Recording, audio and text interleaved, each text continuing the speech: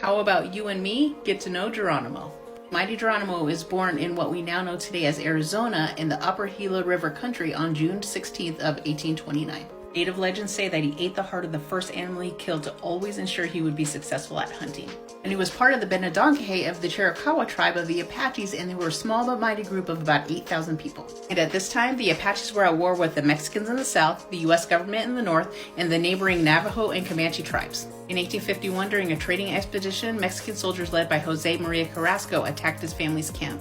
Geronimo's wife, his 3 children, and his mother were all murdered, and this is what shaped his hate towards anyone who wanted to mess with him and the people he loved. Following Apache tradition, he burned his family's things and set out to find the people who murdered his family. He also heard a voice that said, "No gun shall ever kill you. I will take the bullets from the guns, and I will guide your arrows." In 1972, the U.S. government created a reservation for the Chiricahua Apache that at least contained some of their homeland.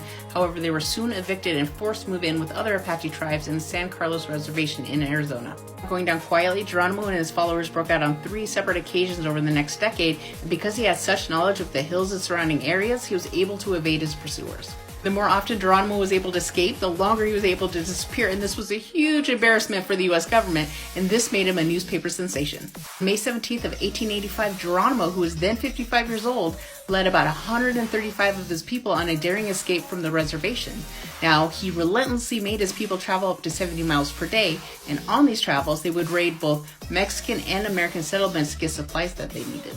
In March of 1886, General George Crook, and no, that name did not elude me, tried to get Geronimo to surrender. However, him and 40 of his followers escaped for 5 months, but they were being pursued by 5,000 U.S. soldiers, 3,000 Mexican soldiers, so eventually Geronimo surrendered on September 4th of 1886. Ultimately, the group was imprisoned on the Comanche Reservation near Fort Sill, Oklahoma. Now, Geronimo spent 14 years at Fort Sill. However, he was let out occasionally to do fairs, Wild West shows, and he even attended Theodore Roosevelt's inauguration.